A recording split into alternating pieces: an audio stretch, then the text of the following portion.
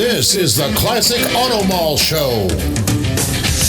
Broadcast from the studios inside the Classic Auto Mall in Morgantown, Pennsylvania. Just 1 hour west of Philadelphia at Pennsylvania Turnpike exit 298. Featuring nearly 1,000 classic, vintage, and barn-find vehicles for sale under one climate-controlled roof. Now, here's your host, Classic Auto Mall President and the man with all the toys, Stewart Howden. And here we are. Welcome to the show. Welcome to show number 214. Thanks to the Pat Travers Band. We don't thank them enough. I know we do. I know we do. We did last week, actually, didn't we? So well, as soon as they come in or in town, we should have Pat Travers right here to talk about cars. Exactly. We ought to. So, yeah, we ought to. So, just Steve today. Just Steve. No guest, no. That's all right. Well, actually, we got Keith Martin coming on for his weekly segment, so he's always entertaining. Yes, he is. To talk to, and just so now stay tuned. It'll be just Steve. Happy birthday to our dear friend and show helper, Judy Stropus. Oh, hey. Birthday yesterday. So happy birthday. A little late. Are you having sinus issues, you said? No, I just had a little, Good to know. Allergy issue. Yeah. So just Steve and just Stewart. It should be the name of the show. Steve and Stewart. Just Stewart, Steve, probably. Thanks. Is W before V? No, just barely. UVW. Oh, I'd be first in alphabetical order. And by the way, speaking of Pat Travers, it comes up and says, "Bummer, there aren't any events." Oh, right. They're not touring at the moment. They're not touring. So he's resting. How many cars in inventory, JR? 921. That's a pretty good guess because they're coming in pretty strongly. Pretty strongly. There's no Porsche reference, right? No. So it's one off from a Porsche reference. 925. That would be you're 924. Yeah. You would pick a 924. 915. Okay. There may be a 9. No, there's a 918 Spider. Both of us went over. Yeah, both went over. So there's a 918. There's no bonuses for this. There's a 917, 918. Yeah, 908. We can go through all 906, yeah, right. 911. You're going backwards, right? 928. I'm just going willy nilly. I'm just going randomly. Can't you get creative and call it a name like the Autobahn or something? We could come up with something. I like that. Yeah. What's a Panorama America or whatever? Yeah, Pan America, and then there's a Pan America. What's the race in Mexico? Pan America. Oh yeah. The La Carrera Panamericana. That's right. I think I referenced in one description. That's tricky to say. So anyway, that's our show. Okay. Good night, everybody. Bye, everybody. So if you don't go to our website, you better, because there's all kinds of new inventory there all the time. ClassicAutomall.com. It's also got information on our auctions that we have done and will continue to do. We don't post our results on our auction site. Right. And we don't do that I don't know, because I get it that people want to know what things sold for, and I get that everybody's looking for a reference, but it's really, if you want to come here and you want to write down every price that something sells for, that's cool. And it's not like we're setting, we're not setting the world on fire. Right. We're just we're just house cleaning. We're getting a few little cars out of the way. And almost all of them were picked up. Did you notice that when you came in? I don't know. Is the green one still out there? No, the Jaguar. Oh, Jaguar's gone? Yes. But the street sweeper is still here. Oh, good. Yeah. And a few of the Army trucks are still here. But surprisingly, there's some of them that people bought that I thought they may never come get. They're just like, wait a minute, was I drinking when I No, it was just, there was some that were just, parts cars basically, or parts vehicles. Yeah. So we weren't sure what was going to happen. There was no alcohol present, as far as I know. I mean, unless you brought a 12-pack in the parking lot. That's right. Yeah, we didn't serve alcohol. There's no tailgating and no alcohol. No tailgating, no alcohol. Maybe we should. We could make some more money. Yeah, I think, isn't that the philosophy is that the guy the next morning goes, I paid what for what? Why? What? You don't want a bunch of drunk guys walking around Classic Auto Mall. No. Hey, let me just lean on this car with my big old belt buckle. I wonder how they do kind of deal with that at some of these other auctions, because they do serve alcohol. And they do walk around the cars. People do walk around, and people may get a little bit... Well, they're, if I remember right, from being at Barret-Jackson, they're what do they call those things? Not all of them, stanchions. Stanchions, thank you. I always want to say escutcheons, but the stanchions. Stanchions. And so you can't walk up to the cars specifically. But not every auction has that. And most of the Concours de Elegance do not have that. No. And we were at Audrain last weekend. No stanchions. You could get as close as you wanted to. $40 million Aston Martin was there. $20+ million, 6 or 7 Ford GT40s. Wow. 8C Alpha pre-war Alphas that were like, I don't know, 6 or 7 of them. I mean, it was overload. It was such a cool event. We'll talk about that in a minute. So, but if you get a chance, go to our website, check out our new inventory. We'll talk about our new inventory in the second segment. As I said earlier, we don't have a guest today, so it's just going to be me and Steve just chatting it up about the cars and everything's going on. How about our YouTube channel? How about that YouTube channel? How about it? I mean, how about it? It's almost 100,000. Came from. How about it? Wonder where that came from. How about it? How about it? That's got to be just short. How about it? Right. It's slang. It's Southern slang. But it's one letter off. You couldn't say the A. How about it? So our YouTube channel is growing. Venture to say exponentially. It's just growing like about 1,000 people a day in new subscribers. Wow. And then our past 2 shows have gone 150,000+ views and the other one 60,000+ views. And the average is about in the last. Wait a minute. I could give you a drum roll if you want. If you want some drama here, we can do it. The average show is about probably 20 to 25,000 in the past 10 weeks, 12 weeks or so. I mean, it's really gained a lot. I mean, think about it this way. We have 96,420 subscribers as today. We're going to hit the 100,000 by this weekend. Today being October the 8th. It is. So 100,000 by this weekend, which we get some kind of plaque. They're going to give us something. And they're going to put something. It is. We're going to replace the Cobra with the Is it going to be YouTube that? plaque. Is the plaque that big? No. Could we make it that big? Yeah, probably. Does it really need? Do we really want it to be that big? We absolutely have to hang it up, though. That's going to. Well, we could put it on the red right there. Yeah, we could. That would be cool, and then we can still keep my Cobra. Yeah. I'm thinking about replacing the car though. Okay. Another trade-in. You can't keep the same car, can you? Podcast at classicautomall.com if you have a suggestion. There's a cool Martini liveried Porsche 918 we were just talking about. That's white. So it's not that gray like we have behind, but it would be kind of a cool backdrop. That would be cool. I might have to order that. We'll see what it looks like. So anyway, YouTube, a year ago today. So we have 96,420 subscribers at this very minute. 1 year ago today, exactly, we had 5,279. Wow. So we've gained 91,000 subscribers in 365 Must be doing something right. Thank you, folks. Yeah, and 1,516 videos. We're getting ready to cross over 3 million views. Amazing. On our side. It's a testament to what you guys are doing here, JR and you and Randy and everybody, what everybody does. And also a testament to everybody that works here. I mean, it's not just us doing it. It's not just the Steve and JR and Randy and Stewart show. It's the whole Classic Automall team show.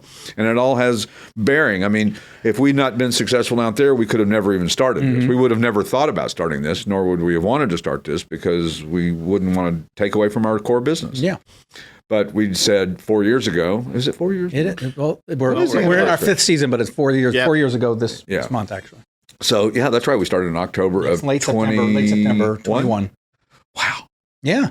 That's hard to believe. It's been a while. It has been a while. So go to YouTube and subscribe. And be the 100,000th person. Yeah. And a lot of those early episodes have been reposted too. Right. We're going through and reposting some that we did. And of course, it'd be a good time at some point in time to look at having some repeats of guests when we only had 400 or 500 subscribers or 5,000 subscribers. Right. And we're only getting maybe 200 views a show. Now now we're something. Yep.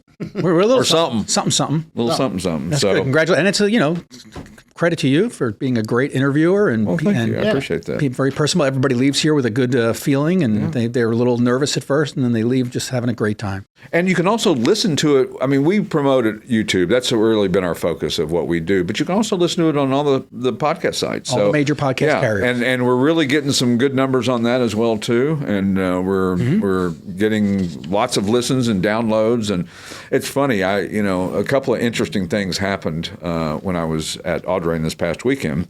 Number one, amazing place, Newport, Rhode Island, is like, if you ever dreamed about being rich, that would be the place that you'd want to live. That's what I hear. Did you drive up there? We drove, and that's always a disaster. What is it, 10 hours, 8 hours? No. It can be 5 hours and 8 minutes. Is that right? with a clear highway. But we never catch a clear highway. So we left at 2:30 on Sunday. If you touch any part of Connecticut, right? Yeah. Well, we go right through the middle of Connecticut. Okay, that's the end of that. I-95 in Connecticut. I-95 anywhere is a disaster. Yeah. Maybe in the middle of North Carolina, rural, whatever, where it goes through, it might not be a disaster, but it's a disaster everywhere else. So we left at 2:30 and got home at 9:30. So it's 7 hours. You can make it 5 hours and 8 minutes. Yeah. If there's no traffic, right? Zero traffic, the opposite of traffic, no traffic. And so it took us quite a while to get back. And we never know what time to leave. We probably could have left at 4:30 and gotten home at the same time. Oh, right. But the traffic is crazy, and I don't understand traffic. And don't try to explain it to me. I'm not asking for you to send me an email telling me to explain. I don't want a solution. I just know that I don't understand. If there's no stop signs or no red lights on a road, how the hell do people stop? How do we get to the point where this guy slows down, this guy slows down, this guy, and then all of a sudden this guy stops? It's just like cholesterol. It just builds up in your veins, and it's got to slow down or stop at some point. It's just I don't understand it. It doesn't make sense to me. It doesn't either. So, no. Unless what do they call it here? A gaper delay. If there's one little car off to the side of the road, everybody's got to slow down and see what's going on. I've never seen a car on the side of the road before. And then God forbid there's a flashing light or whatever. Yeah, that's right. But the worst thing is that the distance that people leave. If we had autonomous cars, we probably wouldn't have traffic jams because they could be right up against each other and they would know they would stop, and you can't react as quick as an automatic braking thing. But I have automatic braking on some of my cars, and it's a little scary. I mean, it did it to me. I'll never forget, I bought a pickup truck one time, and it had that where it would brake if it thought something was in front of you, and a bug must have flown on the camera. Oh, really? And it slammed on the brakes on I-81 heading down towards Tennessee. Yeah. And it slammed on the brakes. And thank God nobody was behind me. Does it factor that in? I got to believe technology is past the point where a bug would stop your car, but it could be. I mean, if it covers that camera, that thinks that something's right there. Yeah, that's crazy. And my wife's has the adaptive cruise. Right. But it lets you, if you... I don't 100% trust it because sometimes if there's a car stopped at a light, it waits until it gets a little too close and then slams on the brakes. Right. I'm like, wait a minute. Yeah, I mean, you can, in theory, drive in stop and go traffic. And that's actually the best way to drive in stop and go traffic is with the automatic or the adaptive cruise. Yeah. Because it'll stop for you. And it'll keep you a little bit closer than you would comfortably do on your own. But like you said, to your point, I'm not sure it's going to work. Yeah. And I don't want to be the guy, I had it on cruise. Does your car have the thing where you're stopped at a light, maybe you're playing with your phone, the car in front of you moves, and the car will tell you the car in front of you just moved. That's I've seen that on something. Maybe it's a rental, my Subaru. It's pretty cool. A rental car or something. I get busted once in a while. Yeah, and you could set your distance, and this is when I have the distance all the way out, it still stops too late, right? Well, Mercedes has what they call distronic, and that's what it is. And you can set it from 300, 200, or 100 yards, feet, or centimeters. I don't really know what the math is. Metric is for that. But it's interesting that it does stop it, but boy, I just don't know that I ever had the comfort level to say it's going to get it right. I've driven a bunch of new car dealer trades, just, has something to do. Right. And so I've driven a bunch of different brands with the different safety features. And I've said I trust it about 95% now, but not 100%. Yeah. You've got to pay attention. You really do need to pay attention. I just can't see people sitting back reading the newspaper, although. But they got some driverless cars now. That doesn't date me. Who George Jetson. Remember Jetsons? Of course, do I remember the Jetsons? I'm a product of the 60s, Steve. Of course I remember George Jetson. It always looked like we'd have flying cars. Boy Elroy? Really? His daughter, Judy. But they had self-driving cars, right? They would just get... Well, they had flying cars. Flying cars. I don't think they had to control them. They just knew where to go. They did. Well, and Spacely Sprockets was where it worked. That's right. Mr. Spacely. How did I remember that? Good stuff. That was a great show. Yeah, it was. Jetson. I love that show. So, what were we going to do next? Oh, I know what we were going to do. We were going to talk about the Audrain auction. Okay. That's Rhode Island. That's in Rhode Island.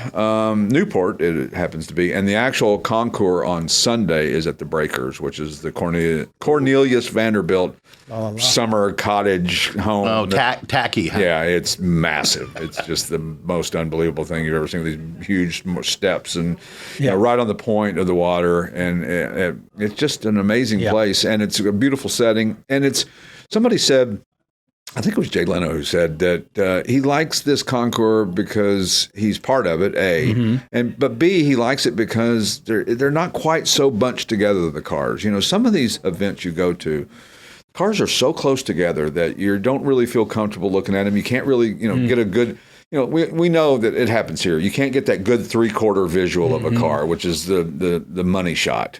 For these things. And so when you're too full, you don't get that. Yeah, so Greenwich was like that a little bit. We got there early, and it was nice. It was great because you had all the room, and then suddenly it filled up, and it's like you can't even see the cars. Yeah, you can barely see the cars. Right. And then if you even try to take a picture, you better be way early and fast. That's right. Or time it just perfectly, because otherwise you're just going to get a bunch of people standing in front of you. Of course, being early, you wait in line, and we were on the on-ramp. The line went around the corner on the on-ramp. Yeah. So there we were. We had that happen one time here. Remember? Really? Yeah, we had physically standing on the on-ramp. Oh, right. The walking people were saying, that on-ramp, or the off-ramp, actually. It's the off-ramp. That's right. Arch Street. That's in Greenwich. Okay, right. Yeah. They were lined up that way. We had that happen. They were lined up here for the swap meet one time, and they were lined up onto the turnpike. Not standing lined up, cars lined up. Right. Let's make sure that's Be true. careful. So this event is like their 6th or 7th one, and we've been to just about every one except they didn't have one in 2020.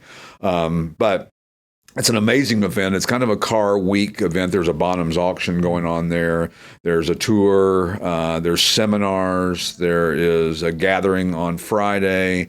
The Saturday tour is awesome because they all come back to downtown Newport and they all park on the street and they block the streets. And you talk about anarchy. It's like it is so many people because a general admission ticket, and I'm not faulting them for this, don't get this wrong, is $250 just for general admission. So if you're a local and you don't have $250, but you can still see most of the cars at the tour on the street. And it's awesome. I mean, but it's packed. Is it comparable to Monterey now that you've been to both? Yeah, it's pretty comparable. Yeah. It's Monterey's got a lot more going on, but it almost feels like it's the Monterey of the East Coast. And I know they would hate us to say that, but I mean, I don't mean that again derogatory. I just mean that it's getting that feel, and like it or not, Pebble Beach is the benchmark for Concord elegance. Right. I mean, but like what we do at Radnor Hunt has got a unique feel to it with the fields and the horses and all of that. What they have there at the Breakers in Rhode Island is that nice, cool New England breeze that you get. That kind of the same in California. Not a lot of air conditioners in Newport. I bet. And you had pretty gorgeous weather. And the weather was very absolutely unusual. Perfect. And the leaves are changing up there, right? Not as much as I thought that they would. They have changed a little bit, but not as much as you thought that they would. But one of the most interesting cars I saw there, and this will be anti what I normally say, is the Corvette CX Concept car. Oh my God, this thing is.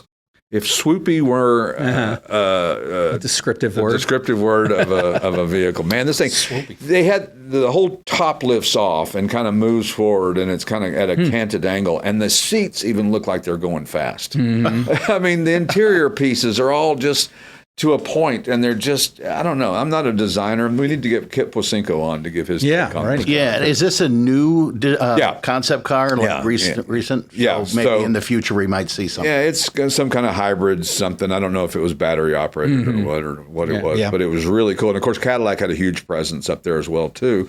And they've got the new Escalade electrics that they were giving people rides, kind of acting as a shuttle. They have 5 or 6 of them there in the concept cars, which is a great idea. That's a good idea. You get in, I like this. Hey, y'all check it out. It's quiet, whisper quiet. Yeah. So it's like, I could learn to drive one of these. This would be kind of cool. So, I'm not the biggest fan of electric cars, as we all know. But really? I'm not, but I don't completely throw them out the window and say they don't have any practical purpose or they don't have any fun factor to them. Or some people just like having an electric car. I get that. Not having to go to the gas station. Pretty much of a huge plus, unless you have to charge or traveling. Okay. But I mean, for the most part, your day-to-day stuff, you're not going to ever have to go to a gas station. If you're driving around town 50 miles a day or less, you're never going to go to a gas station again. And nobody's going to complain about that. Nothing. We have a gas station here that actually pumps your gas for you. It does. Still, I got out of the car one time there. Hey, get in.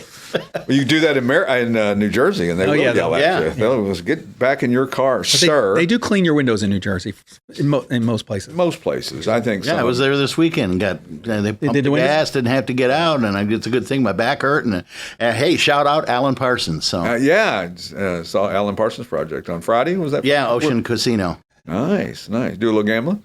My wife did. Well, he didn't mean it like that. I need more days a week here at the auto mall to be able to afford that. Yeah, he didn't really mean that. He was just saying that. She likes to. No, well, that's cool. It's a release. It is a release. A lot of people love it. So when we return, yes. Let's talk a little bit more about the Concours, and we'll talk about some new inventory, and we'll talk about where cars sold on the Classic Auto Mall show from Morgantown, Pennsylvania.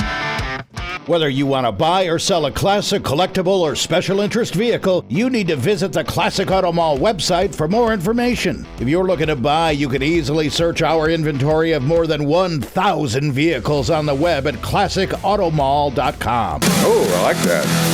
And we're back with the Classic Auto Mall show from Classic Auto Mall studio, Morgantown, Pennsylvania. How are you? I'm good. How are you? Good. Did you have a good weekend? Did I? Yeah. Yeah. Okay, you have to think about that. I have to think about it. I went to a car show. You did? What car show did you go to? What car show did I go to? Yeah. I went to a show in Horsham. Brought the Laforza out. It was 2.5 miles from my house, so I figure I'll make it. Yeah, you'll make it. So 5 miles or less, I take the Laforza. Beyond that, I take the Typhoon. People don't realize what a Laforza is. But it's just a money pit. Well, it's a fun money pit. It is a fun. It's my project. It's been your project for quite a while. Everybody says this is. I've never seen one in person. This is the first time I've seen one. Right. I always tell them it's not the best example, but it's an example. Is that the brand? That's the brand. That's the brand. It's the brand. Well, you Never can look up heard Laforza. That's right. Okay. Yeah. Most people haven't. Yeah, and we like it that way. That's right. We'll keep it that way.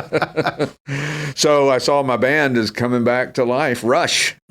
Yeah, we were talking about Alan Parsons' project. I heard. Rush is. I was not a Rush fan until I started drumming, and then I learned about Neil Peart. Yeah. And then I realized genius, and then he passed away. Yeah, or Pierre or Pierre. What is it? People always try to pronounce his name like more British What is sounding. it? What's the actual? I think it's Peart. Okay, is actually, but you hear it all different. You hear all different versions of it. Peart, and so and he's Canadian, so who knows? A great drummer. Yeah. I mean, and his drum kit.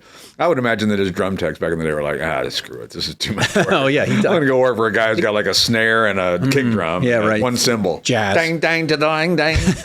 Yeah. So Rush is coming back. They've got a female drummer. Nice. They've approved it with Neil Peart's family. Wow. Which was important. I mean, they were all buddies. They were all three and remained buddies throughout their whole career, which was really cool. So that's my music for the day. Awesome. We were also talking about earlier about radar detectors. Yeah, we were talking about. Do people still have those? Do you still? I think they're built into a lot of cars. Yeah, some of them are. Yeah, but I don't know if they're built in because I think they're using laser now. Yeah. Oh, you know what? Maybe I'm thinking of the 1980s Corvette I wrote up last week. Had actually a radar built into it. So back then they would. They did. They had a sensor that you could mount it somewhere hidden on the grill. On the grill, and you had a sensor in there, and of course some state. So, what was your? Did you have a Fuzzbuster? Had an Escort, the big Escort, the 80s Escort. Yeah, the big one, the size of a what is that? Yeah, a cigar box. Yeah.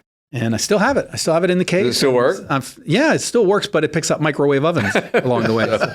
And is it illegal to speed past a microwave oven? No, it just slows you down every 2 feet. Right. It's just like, I got to hit the brakes. Got to hit the brakes. Listen, I figure if we get, if you're nice to the officer, you're polite, it's your first offense, you can almost talk your way out of most speed, unless you're going 120 miles an hour. So you've never had a speeding ticket? I've never had. Wow. No, in Utah, yeah, I did. Utah, but when I was in college. Because that doesn't count, right? It doesn't. That was a long time ago. Long story. Is there a statute of limitations in this story? So then there was also, Escort made the Passport. They had a cordless one, and then the Valentine one was supposedly the one that was the real deal. Right. But they were expensive. They were like $329. Yeah, in the time when the others were like $100. Right. And then there was some other kind of not knockoff versions, but cheaper versions that you could buy. They were like $69 or whatever, and they worked okay. But I feel like Kmart. I feel like the technology the police use changes all the time, so it's hard for the radar detectors to keep up with it. Right. When we came back from Newport this past weekend, it took us over the Cuomo Bridge, and then we did a first exit off of there and went through this backwoods neighborhood thing. It was bizarre. I don't understand these GPSs that send you these places that it's like, there's a locked gate you got to get through, and then there's a ferry you got to. No way. That's faster that way. It was faster, but it's by half a second if you find out. You could have stayed on the main highway, and or you go on these back roads that are blind hills, and right on the Hudson River there, and it was kind of it was kind of, if it had been later at night, that kind of would have been a little spooky. Sure. Back through there because you don't know where you're at. But on the turnpike here, they've got these big things over the highway now, right? And there's a million sensors on there, and they're checking your speed. Oh, of course, and taking a picture of your license plate and you. And we're going to get tickets from those. Trust me, not just the Easy Pass tickets, which they're eliminating. They're tearing down all the toll booths. The toll I booths. was late today. Yeah, the construction at the toll booths is yeah. Sure, we buy that. Yeah, they're tearing all those down, and you know that they're only using those for Easy Pass right now. But you know, coming soon, they're going to use them for speeding. How about the little truck that they parked? It's got the little tripod camera and light on it, and it's a construction zone camera, and it gives you a pretty hefty ticket if you're. They give you a warning first. I got one of those letters. I got one of the warnings, and then they give you a ticket. I got a warning, and then now I remember to slow down. Of course, I don't hardly see them as much anymore, or.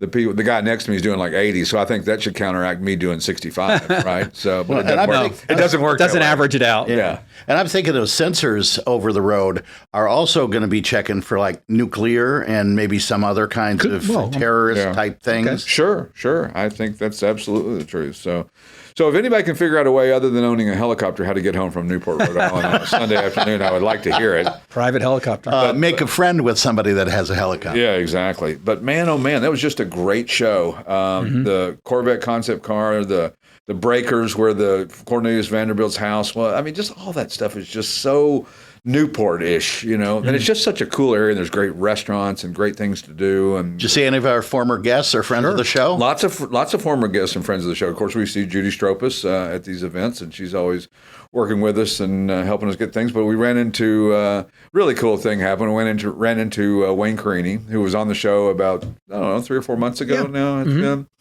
And for a long time, I don't think he really knew who I was, and of course, why would he? Right, but he meets millions of people. Yeah, it's like he gets, he takes 100 pictures every hour at a car event. He's going to remember Stewart from Morgantown. But since he was been on the show, so when he was walking down the street, and I said, "Hey, Wayne." And he said, "Hey, Stewart, how you doing?" And I said, "Oh, great." I said, "Thanks so much for being on the show," and he gave me a great compliment. He said, "You know what?" He goes, "I watch your show," and I could tell that I was looking at him like, "What?" Right. And he goes, yeah. He goes, I watch it or listen or whatever chance to be. And then I ran into some other people who'd been on the show that said they listen or, they'll download it for a podcast and listen to it on the car on the way home. Cool. Or they'll watch it if they're, capable of doing that. You don't really want to do that driving. No. So Wayne is one of our 100,000 subscribers. Probably is one of our on YouTube. Yeah, we're gonna pass 100,000. We're gonna get a plaque. Yeah. And all that's cool. Good. So who else did we run into? We ran into Jay Ward from Pixar. Who runs it? The guy we had on. Nick Waller. No, sorry. Jay Leno's buddy on the show. Oh, Donald Osborne. Don Osborne. But Donald doesn't run it anymore. He's a consultant. That's right. And now Nick Waller runs it. So. I misspoke, but we did have him on the show. He was up there. He was great and enjoyed it, and we visited with him. Yeah. Was Jay up there? Jay Leno? Jay was there, and he was out. They got a funny story to tell about Jay. So, but I'm not going to tell you. I'll tell you off air. I'm like waiting. No. So Jay Leno outbid me on a car. Oh, that's right. Auction. Really? Except, as my wife would point out, in order for him to have outbid you, you would have had to have raised your hand at least one time, and you didn't. And the reason that I didn't raise my hand one time is because the bidding started higher than my max bid was going to be, was the opening bid. Yeah. And it was a 1967 Pontiac Catalina, 2+2, triple black, 4-speed, 428 HO. Not the 8-lug wheels. I was going to say 8-lug? Didn't have the 8 lugs, which I would have added to it. Had a little small steering wheel that was factory, but it was weird. Interesting. And he had a factory one that was the normal size. The car used to be like white with a burgundy top or something, and they changed it to triple black, and it was a cool car. Did Jay Leno end up winning that car? He did, and I didn't know that because we left a minute. So my high bid was going to be $35,000. Right. And they opened the bidding at $35,000. Listen, I learned my lesson. Don't let that stop you. Yeah. Exactly. Go up another 1,000. Yeah, what's 36? What's 1,000 more? Exactly. And what was the final bid? Like 58. Yeah. You were a little light on that one. A little light. You got to start somewhere. 58,240 with the premium. So So I didn't know that he bought it because when the bidding went to 35, it was the third or fourth to the last car. And I told Kathy, I said, let's go. We were going to dinner with some friends. I said, let's just go. And I didn't even watch the end of it. So I didn't know who bought it. So we're standing on the curb. All the cars are coming in Saturday. This was Friday night, the auction. Saturday morning, we're standing on the curb waiting for all the show cars to come in. Here comes that black Pontiac, and Leno's the passenger. No way. I'm like, what the heck's he doing in my car? Would I have gotten to be in this if I'd have bought it? No, he bought it. That's funny. Was he there bidding on it, or was there somebody there? No, he was actually there bidding on it. And and so That's awesome. I like that car. So you have similar taste to Jay. Well, exactly. So that might be a good reason to have him on the show. Yeah, so. Come on, Jay. Yeah. So the show was, like I said, nothing short of amazing. The GT40s and the 8C Alphas were unbelievable. It was really cool, though. We have two 30 under 30 classes, one convertible, one closed. And the 30 under 30 classes, under 30 years old, under $30,000. You can be in this concours. You get judged just like a $10 million Ferrari or a $50 million or whatever. You get judged exactly the same. And my friend, Parker Rofe, who has a daughter who just turned 16, they restored a 1967 Jeepster. Oh, yeah. And this car was probably one of the favorites of the show. And it was not a Commando, it was a Jeepster. Yeah. Open top. Sure. And Darcy, his daughter, and the whole family restored it. He's got a company called Parker's Packards. Okay. Easy to say. Yeah. And he normally restores Packards and works on Packards and all that. But he did this for his daughter. It was the car she wanted. And she won first in class in the 30. Wow. And she was bawling, crying. Oh, really? And it was such an emotional thing. That's and awesome. Leno was so cool. And he was, so encouraging and about the hobby and about keeping kids involved in it. And it was just a really great moment. It's awesome. It was one of the most incredible moments I've ever seen at auction or at a concours. Yes, very cool. Yeah, and other cars in the concours, of course, the best in show nominees, two of them I picked. So there was a 1933 Alfa Romeo 8C, a 1961 Aston Martin DB4 GTZ Coupe. Wow. Probably worth $40 million. Yeah. 1936 Mercedes-Benz 540K Special Roadster, which are so cool. And then a 1960 Ferrari 250 short wheelbase Cabriolet Special that was in this beautiful green color. And I've become quite a fan of green cars after the Aston Martin and so on and so forth. Was Tom Yang up there? Yeah, Tom was there, young. Yeah. It's spelled Yang, pronounced Young. Yeah, he was there. And Ray Evernham was there. Oh, saw wow. him. And, half our guests were there. Our guests were there. So the best in show ended up being the Alfa Romeo 8C. It was really, really a beautiful car. And just one of those ones that deserved it. It was just such a lot of history and a lot of just great things. Go online and check it out, audrainconcours.org or .com, excuse me, and check it out. So I will definitely make that on my bucket list. Oh, and other highlights of the auction cars, they had a 2022 Bugatti Chiron, $5.7 million. And a 1909 Rolls-Royce Silver Ghost, which are the coolest looking cars ever. 1909. Yeah, wow. $621,000, which is encouraging that a car like that, who you would think its demographic might be dying off a little bit, for it to still trade at that price point. Pretty darn cool. So nice. What are we talking about now? Oh, new cars, new inventory? Cars we sold this week. Cars we've sold. Where did we sell cars this past week? Yes, it was a little light. Where? It was a little light. Because I was away. And when the cat's away, the mice will play. Nobody's answering calls. That's right. How about where we sold cars? Philadelphia, Pennsylvania. Oh. Peach Bottom, Pennsylvania. Never heard. Lebanon, Pennsylvania. Mechanicsburg, Pennsylvania. Chadds Ford, Pennsylvania. Comanche, Texas, twice. Newmarket, Virginia. Richmondville, New York. Jonestown, Pennsylvania. And Newcastle, Maine. Nice. So a little light on car sales this week. Gosh, we only sold 11 1 week. It's funny, my perspective probably took in 30 though. So. Oh my We're God. Okay. We're really bringing in a lot of cars. So, and some of those new cars included the 1969 Plymouth Barracuda convertible, scorch red over black. 69,000 actual miles, one of 245 built. It's got the 225 cubic inch slant 6, A904 3-speed automatic transmission, the Holly 2-barrel carburetor. This is one fine fish. It's a good looking car. It's a nice looking car, isn't it? I like Barracudas. I do too. They're like the Marlin, which there was one at the Concours, which was kind of a little out of place, but I like that.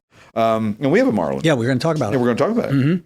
Other new arrival is the 2007 Ford GT Factory 5 GTM Coupe. Now, this is Factory 5, who you normally would think of, who builds Cobra replicas. They also build a race car, like a Ford GT40 it doesn't look like a GT40, but that's that's the inspiration. Yeah. You know, is a GT40. This thing is really cool, burnt orange metallic, which on the surface doesn't sound very nice.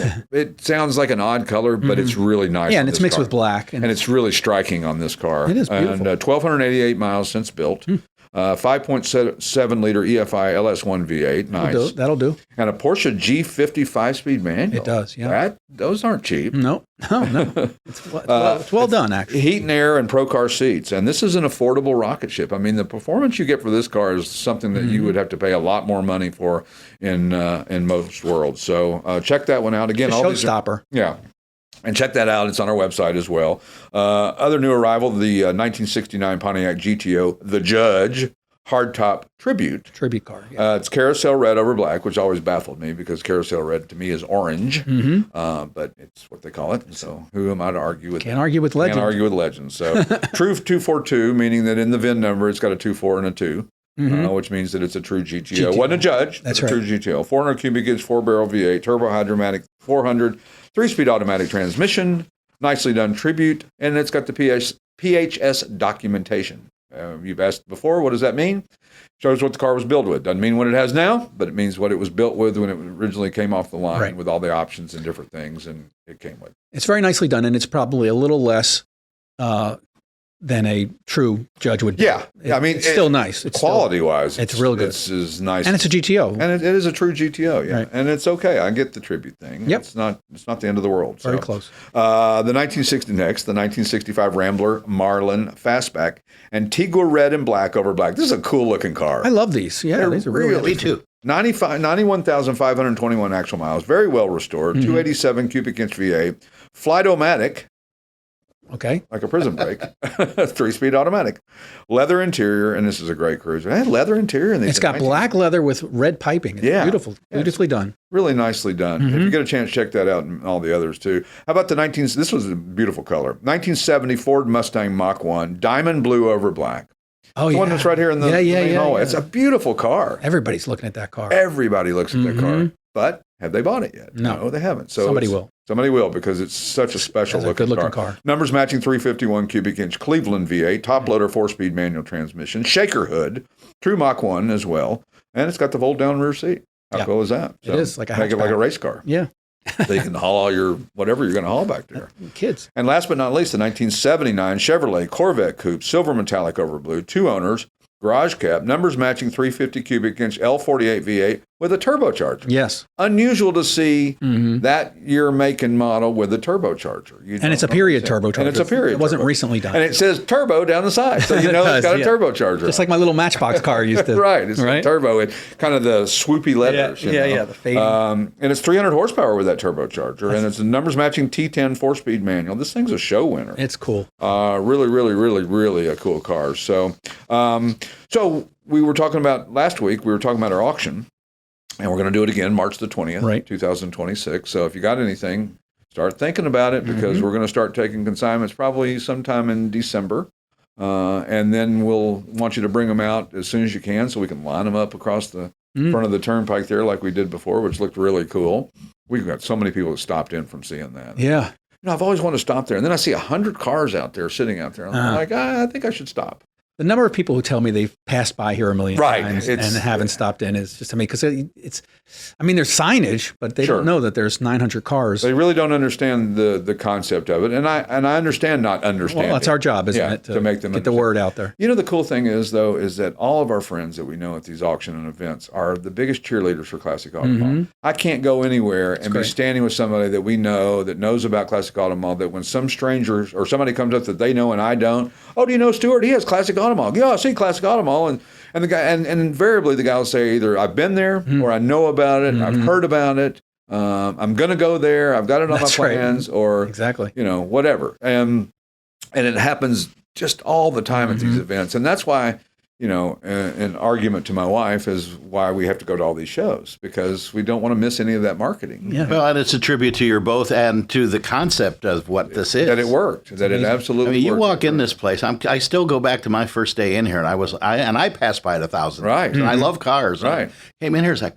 wow. Yeah. It's just wow. That's why we always used to say, wait till you see this place in person. Wait till you see this place in person. Wait till you see this place in person. That was my tagline. I've heard that a couple hundred times. You've heard that a gazillion times, haven't you? It's like, do you think if you work for Pink Floyd as their sound man, you would get tired of Pink Floyd? Sure. You're like, God. You got Elvis and Suspicious Minds again? Yeah. Oh, God, do we have to hear that one more time? But you think about that, it's probably true. It is true. That's why a lot of them they start playing their new stuff, and the audience is like, no. Ooh. I sold my special car. Did I say that? The Mercedes? Last week? Yeah. Oh, it's sold. Yeah. Congratulations. Oh, yeah, I did see that, I actually. saw that leaving, and it was like it fired it up when they were leaving. Oh, it's a great that car. burble of that exhaust. Is that the AMG? Yeah. King of the Hill. V12 twin turbo. Awesome car. 621 horsepower, 738 foot-pounds of torque. Top dog. It was just the I just took a car. good look at the interior last week, and it was like, wow. It's a diamond. That's like your living room. Yeah, Oh, yeah. It's nicer than your living room. It is. It really is. And then we got rid of the black GMC Denali and got a white one, and everybody's mad at me. Yeah. It works for me because we should have got rid of the black one. Well, it had an engine out recall, so I think we didn't have much choice to get rid of it. And thank God we did at the time we did, because how do manufacturers afford to do an engine out recall on thousands and thousands of vehicles? I don't see. You'd think that'd be tough for them to overcome that financially. It's why vintage trucks or trucks from the 80s and 90s are doing so well. Exactly. And why we take them in and people love them because you can work on them. They're reliable. Well, when I bought my 2021 Denali, they were like, the 6.2 liter is the way to go. And then this time when I'm buying the 2025, they're like, the 6.2, this one's better, good to go. I'm like, wait a minute, you said that about the last one. What's going to change? Why is this one not going to have it? Well, nobody knows if they're going to be a recall or not. If you knew there was going to be a recall, you wouldn't build it the way you built it or fix it the way you fixed it. So when we return, we'll continue with the Classic Auto Mall Show and welcome our weekly guest, Mr. Keith Martin, publisher of Sports Car Market Magazine. We'll see you in a couple minutes.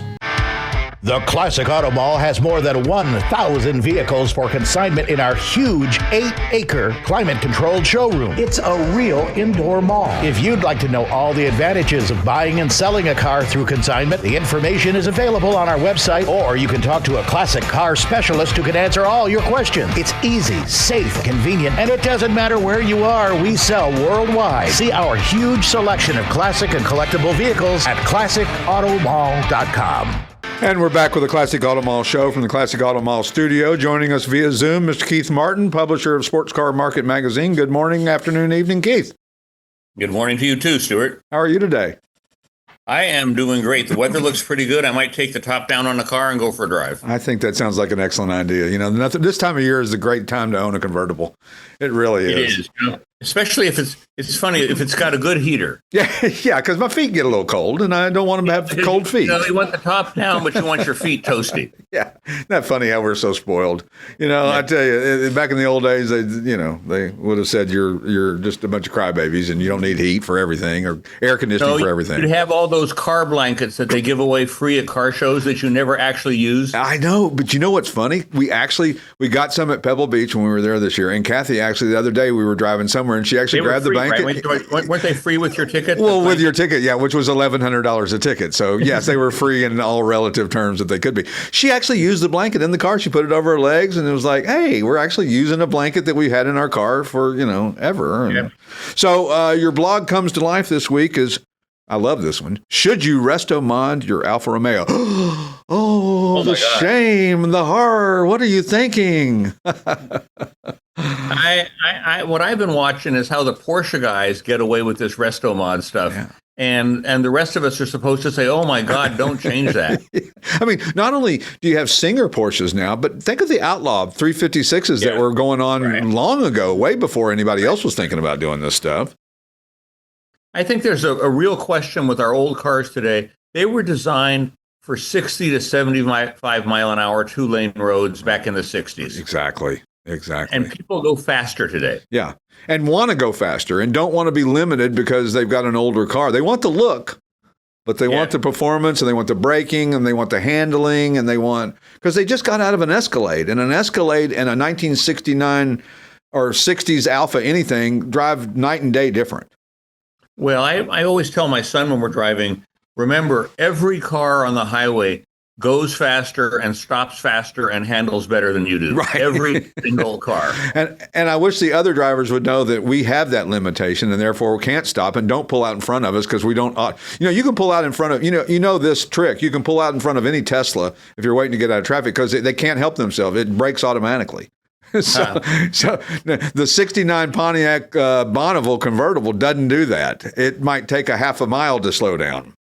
I think, Stuart, also, it's the reason that we go on old car tours, because if there's 10 or 15 of you that all have really crappy braking and handling togetger, it's like a flock, and there's safety in that number. Yeah, or a gaggle, maybe. It could be a gaggle. I think, yeah, it absolutely can. So you owned and restored a 750 series Alfa Romeo Sprint Veloce, or Comfortavale. I wasn't even saying that right, I'm sure.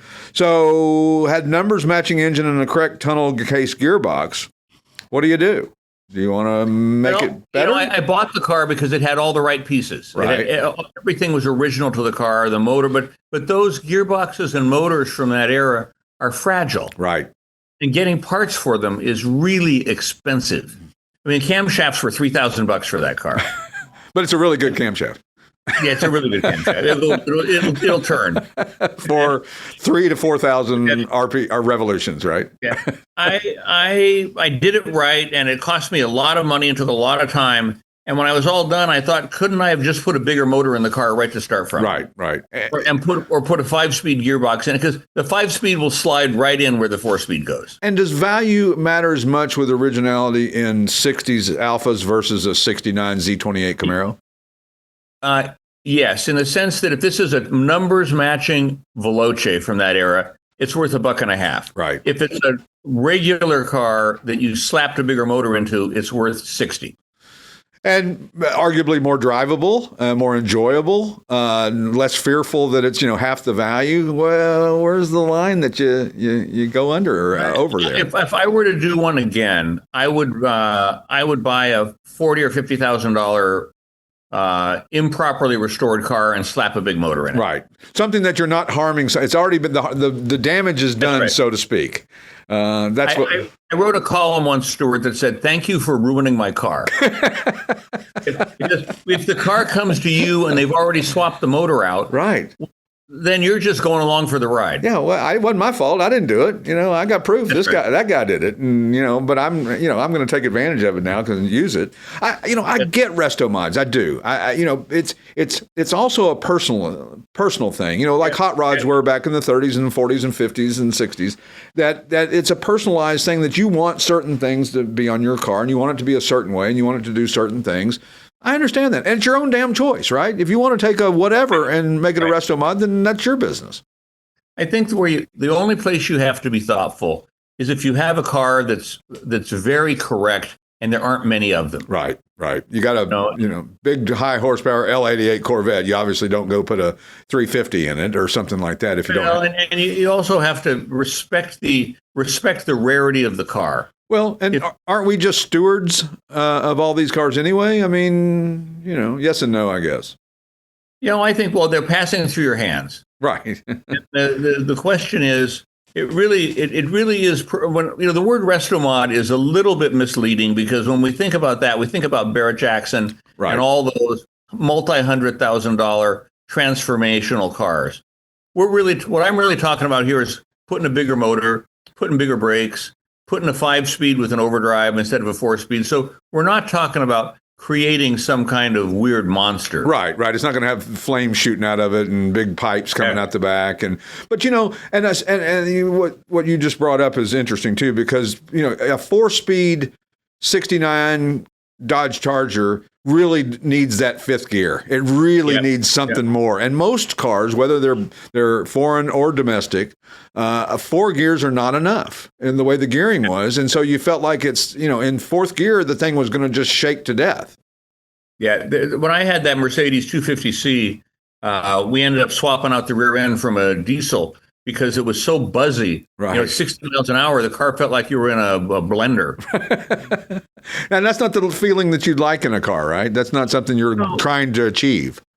In a lot of rallies today, there are long transits that are maybe 100 miles long and stuff, and you want to be able to go 80 miles an hour and chill. Yeah, because you also don't want to be the last guy who shows up, after dinner. Yeah. Right? Yeah. That's the problem they have with a lot of these rallies that they do. And I think Pebble Beach kind of solved it as they made the rally one way, basically. You get to wherever the stopping point is, and then you're on your own to come back. I think they saw that a little bit at Audrain this past weekend where cars were getting separated and civilian cars were getting in between them, or they had a Model T trying to lead some later model stuff that can go faster. And so, it's a logistical thing to try to make all that work properly. Well, we were thinking about when we do our next tour, which will be in a couple of years, I was thinking of doing cars through 92 and then splitting the groups up into early cars and later cars and having the faster cars, the later cars, go half an hour earlier than the older cars. I like that idea a lot. I think that makes absolutely perfect sense because terrible for the guy to be in a 61 short wheelbase Ferrari behind a guy in a Model T. I mean, the poor guy, can't stretch it out. It's going to overheat. There's going to be all those issues that you have. Right. So you've decided that. Have you gotten response on this blog that you've done on the Alpha? Quite a bit, and it really falls into two very black and white categories. Number one is don't touch it, leave it alone, and number two is do whatever the hell you want. Yeah, enjoy it and do whatever you want and be damned. Again, we're not talking about one cars. They built 400,000 Alfa four-door sedans. Yeah. Right. So there's not going to be a shortage of them anytime soon. No, right? I mean they built 3,000 boat-tail Duettos, right. And they're still. It's not like it's the last one there, right? What you're doing is no different than if you have a 283 Chevy and you go to a 302 or a 350, right? 27. I mean, the manufacturers increase the size of the motors for a reason. Yeah, and especially if the original motor is long gone, then you can like as we were saying a minute ago, you can do what you want because there's no template. You'll never find that original motor again. Well, I would say never, but most likely. That original motor is long. It's either in a junkyard or it's in something else, and it'll never be found and never see the light of day, and you'll never have a chance to get it back. So what do you put in it then? Oh, obviously, why not put a little more power in it? Well, yeah, I also think that this is where pricing comes in, where if you've got the original motor and it's all correct, then it's worth X amount. Right. And if you don't have the original motor anymore, then it's worth Y amount. And I could have saved myself $50,000 by going to a non-original motor in my car. Absolutely, and probably enjoyed it just as much. Or more. Probably right. Yeah. So anyway, thanks again for being on, Keith. We love having you on every week, and we hope that we'll see you soon. We've got some events coming up that we'll hope to cross paths face-to-face in the near future. Here's a special offer from Sports Car Market Magazine. Get a 6-month subscription for just $19.95 by going to sportscarmarket.com/test drive and the number 6. That's sportscarmarket.com/test drive 6. If you're a buyer, a seller, or just general classic car enthusiast, publisher Keith Martin says, we've been around almost 40 years. It's the Wall Street Journal of the collector car world. Activate your 6-month trial of Sports Car Market Magazine by going to sportscarmarket.com/test drive 6. Offers for a limited time. Be in the know with Sports Car Market. The Classic Auto Mall Show with their host, Stuart Howden, executive producer, Steve Sethier, produced and engineered by yours truly, J.R. Russ, video editor, Randy Lammy. Available on ClassicAutomall.com, YouTube, or wherever you get your podcasts. Music courtesy of the Pat Travers Band. For tour dates, contact, and stuff, visit PatTravers.com. Produced by Car Smarts Media. Copyright all rights reserved.